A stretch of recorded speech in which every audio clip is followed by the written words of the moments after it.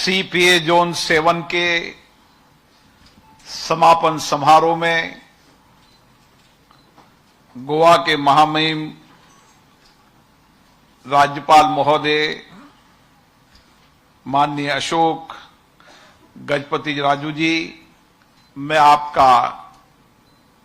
इस CPA zone में हार्दिक अभिनंदन करता हूं, स्वागत करता हूं। महामहिम अशोक गजपति राजू जी का एक लंबा संसदीय अनुभव है। आपका राज्य विधानसभा के अंदर राज्य के मंत्री के रूप में, संसद का आपका अनुभव केंद्रीय मंत्री के रूप में, एक लंबा संसदीय अनुभव का लाभ हम सबको आज आपके मार्गदर्शन से मिलेगा। मैं आपका अभिनंदन करता हूं, स्वागत करता हूं। इस 2 दिवसीय सम्मेलन के अंदर हमारे 31 माननीय सदस्यों ने विचार रखे, अपने अनुभव साझा किए, अपने अपने दृष्टिकोण भी रखे और एक दूसरे से सीखने और सिखाने का अनुभव भी प्राप्त किया। क्योंकि ये गोवा की धरती पर हो रहा है, गोवा का शांत समुद्र, लेकिन जीवंत, यहां के उगता हुआ सूरज, जिसकी ऊर्जा, निश्चित रूप से ये पहला अधिवेशन ऐतिहासिक भी है, निर्णायक भी है और नए संकल्प के साथ, नई ऊर्जा के साथ इस लक्ष्य को प्राप्त करने का संकल्प भी है। मुझे खुशी है कि हमारे युवा विधायकों ने दोनों विषय महत्वपूर्ण है, 2047 में युवा विधायकों की भूमिका, क्योंकि ये तीनों प्रदेश, माननीय राज्यपाल महोदय, हमने पूरे भारत सीपीए जोन को 7 राज्यों में बांटा है। इन 7 राज्यों के अंदर हमारे विधायक जनप्रति समय समय पर चर्चा करते हैं, संवाद करते हैं और इस सम्मेलन में गुजरात, महाराष्ट्र और गोवा के माननीय सदस्य यहां पर आए हैं। यहां पर कर्नाटक के महामहिम स्पीकर आए जो विशेष अतिथि के रूप में आए, हरियाणा के स्पीकर आए, आंध्र प्रदेश के स्पीकर आए, ये सभी विशेष अतिथि के रूप में भी आए हैं। इस तरीके से सीपीए जोन के अंदर जो चर्चा, संवाद की परंपरा के माध्यम से हम भविष्य की रूपरेखा भी तय करते हैं और हम हमारी विधानसभाओं के अंदर जिन विषयों पर चर्चा हुई, संवाद हुआ, उन अनुभवों को, नवाचारों को अपनी अपनी विधानसभा के अंदर भी और अपने अपने विधानसभा क्षेत्र के अंदर भी 2047 तक विकसित भारत के संकल्प को पूरा करने के लक्ष्य से हम जा रहे हैं। और निश्चित रूप से आने वाले समय हमारे युवा विधायक टेक्नोलॉजी के माध्यम से, एआई टेक्नोलॉजी के माध्यम से, जहां उनका निरंतर जनता से संवाद बढ़ा है, जनता से पहुंच वहां बनी है, वहीं लोगों की जन भागीदारी अधिकतम हो। जनता की जितनी भागीदारी निर्णयों, फैसलों, नीतियों, कानून में बनाने होती है, उतने ही सारगर्भित परिणाम आते हैं। और इसीलिए जहां विधायकों ने अपने अपने विचार व्यक्त किए, वहां उन्होंने अपने अपने विधानसभा क्षेत्र के अंदर और राज्य विधानसभाओं के अंदर भी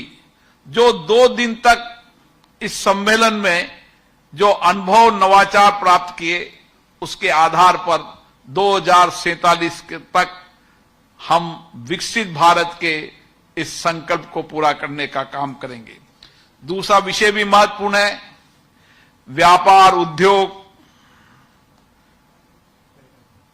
पर्यटन और उसके साथ पर्यावरण और तटीय क्षेत्र की चुनौतियां, क्योंकि ये तीनों राज्य तटीय क्षेत्र पर आते हैं। किसी समय समुद्र के तटीय क्षेत्र के अंदर बहुत सारी चुनौतियां थी, प्राकृतिक आपदाओं का भी संकट था, लेकिन आज इन तीनों राज्यों ने अपने तटीय आपदा को अवसर में बदलने का काम किया।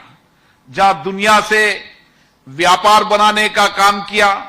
दुनिया का प्रवेश द्वार बनाया, वहां पर ही उन्होंने नील क्रांति के रूप में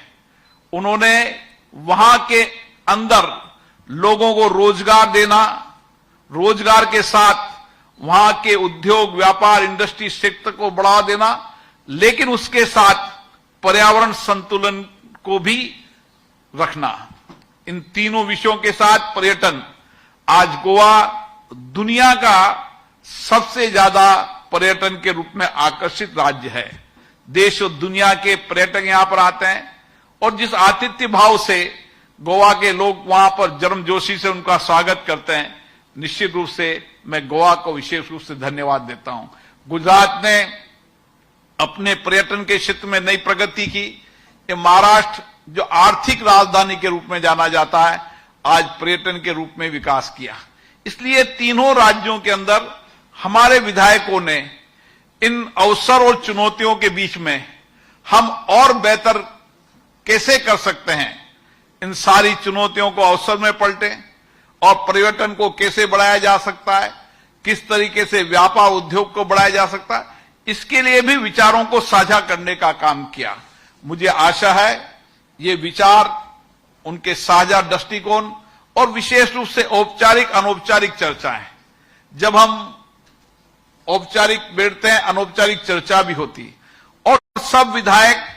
अपनी अपनी विधानसभाओं के अंदर जो उन्होंने नए नवाचार किए हैं, नए इनोवेशन किए, उनको भी उन्होंने साझा किया ताकि एक दूसरे विधायक को सीखने का अवसर मिलेगा। और इस बात की प्रतिस्पर्धा होगी कि मैं मेरे विधानसभाओं को, चाहे विकसित भारत बनाने का संकल्प हो, चाहे व्यापार, उद्योग, ट्रेड, पर्यटन, पर्यावरण के अंदर किस तरीके से नवाचार कर अपने प्रदेश के अंदर नया परिवर्तन कर सकते हैं, उसके साथ साथ राज्य की नीतियां, पॉलिसी, कानून बनाकर और कौन से कानून जो केंद्र में बनने चाहिए, उसके लिए भी इस सीपीएन सम्मेलन में चर्चा संवाद होगी। मैं विशेष रूप से उन 31 मान्य सदस्यों को विशेष रूप से बहुत बहुत धन्यवाद देता हूं। अब समय आ गया है, देश के अंदर नए परिवर्तन का दौर आ गया है। हमारी महिलाएं बड़ी संख्या में आए, लेकिन आने वाले समय के अंदर विधायी संस्थाओं के अंदर नीतियां, पॉलिसी बनाने में महिलाओं की भागीदारी बढ़ गई और देश ने पहली बार नई संसद भवन के अंदर नारी शक्ति वंदन अधिनियम पारित किया। अब समय आ गया है कि राज्य की विधानसभाएं हो, चाहे लोकसभा हो, चाहे पंचायत नगर पालिकाओं के कई राज्यों के अंदर 33% और कई राज्यों के अंदर 50% अभी भी आरक्षण है। आने वाले समय में पंचायत से लेकर दिल्ली की पंचायत तक विधायी संस्थाओं के अंदर महिलाओं की भागीदारी बने, ताकि वह नीतियां बना सके, पॉलिसी बना सके। महिलाएं संवेदना से काम करती है, उनकी संवेदना हम सब जानते हैं। इसलिए जब विधायी संस्थाओं में उनकी भागीदारी होगी तो निश्चित रूप से कानून बनाते समय उनके महिलाओं के हित को भी विशेष रूप से ध्यान रखा जाएगा। इसलिए आने वाले समय के अंदर हम जहां देश के अंदर संसदीय लोकतंत्र के अंदर नया दृष्टिकोण दे रहे हैं, हम पहले से ही दुनिया के वो देश हैं जहां संविधान बनने के समय ही सबको मत का अधिकार, ये दुनिया के अंदर भारत एक देश है जिसने संविधान बनते हुए सबको मत का अधिकार दिया और समय समय के अंदर जो जो परिवर्तन की आवश्यकता हुई उस परिवर्तन के लिए भी संविधान में संशोधन भी प्राप्त किए। अब आने वाले समय में आज की वर्तमान की आवश्यकताओं के अनुसार जब हमारी देश की महिलाएं चाहे सामाजिक हो, चाहे आर्थिक हो, चाहे विज्ञान हो, चाहे टेक्नोलॉजी हो, हर क्षेत्र के अंदर नेतृत्व कर रही है, तो नीतियां पॉलिसी बनाने में उनकी भागीदारी हो, इस संकल्प को भी हम पूरा करने की दिशा की ओर बढ़ रहे हैं। मैं पुनः सभी माननीय विधायकों को जिन्होंने इसमें भागीदारी निभाई उनको धन्यवाद देता हूं। मैं राज्य के स्पीकर्स और विधान परिषद के सभी सभापतियों को भी विशेष रूप से धन्यवाद देता हूं और विशेष रूप से आज हमारे बीच में जिनको एक लंबा संसदीय अनुभव है उनका मार्गदर्शन मिलेगा, महामहिम का भी धन्यवाद देता हूं। मैं धन्यवाद देता हूं गोवा के स्पीकर साहब को जिन्होंने जिस तरीके से यहां पर हमारे विधायकों को, हमारे प्रतिनिधियों की व्यवस्था की, एक अच्छा वातावरण दिया, अच्छी व्यवस्थाएं की और खुलकर चर्चा करने का अवसर दिया। इसके लिए मैं विधानसभा के अध्यक्ष, हमारे डिप्टी स्पीकर और विशेष रूप से राज्य के मुख्यमंत्री को भी धन्यवाद देता हूं। मैं गोवा विधानसभा के सभी अधिकारी, कर्मचारी, उनकी पूरी टीम को भी साधुवाद देता हूं और संसद के सभी अधिकारी, कर्मचारियों ने यहां पर सक्रिय भागीदारी गोवा विधानसभा के साथ निभाई, वो भी धन्यवाद के पात्र हैं।